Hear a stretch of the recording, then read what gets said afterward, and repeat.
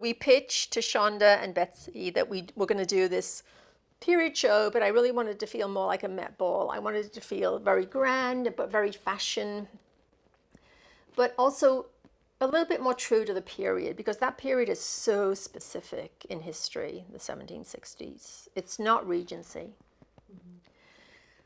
It's Georgian, and the shape and the silhouette and the fabrics are just so different from Bridgerton. Even though it's only 60, there's a 60-year time span, from, I'm being specific now. You can tell I've got my research hat on.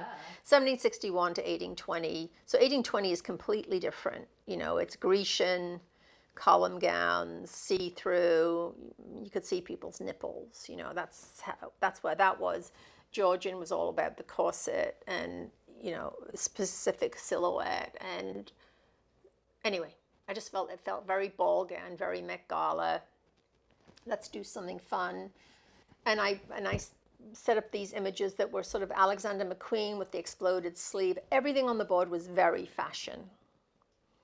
But I said, I think we can translate this into the period and sell it that it is the period, but also have this look.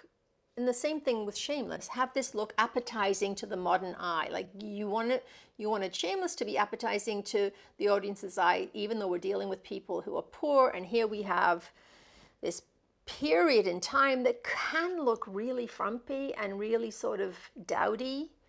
But how do we stay true to the period, but make it more appetizing to people like you and me? Each gown, in England, they call them makers. So here we would say seamstress. I don't know what the equivalent, but a maker. So you would say to one maker, and we had 220 people on the crew, my crew, which is usually what you have on a whole crew, to do a TV show. So you find a design, you think, yeah, I got my 22 yards of silk and all the trimmings and the Swarovski crystals, blah, blah, blah. This is what we're going to make. You hand that to one maker. So he or she then has to create a very historically accurate garment, including hand stitching hems, appliquing. So it gets cut, the fabric gets cut, then it goes to the maker and they start stitching it together.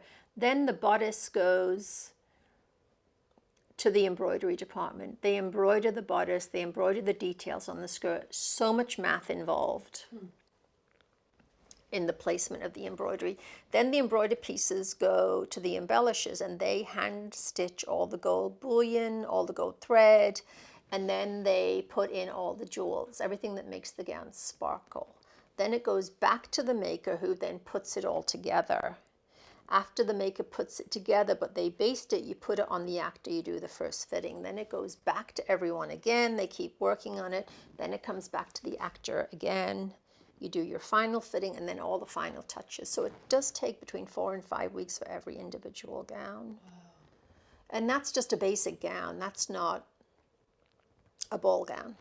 Or, and then from that you also have the matching shoes with the shoes would match exactly, and whatever detail was on the dress was also on the shoe.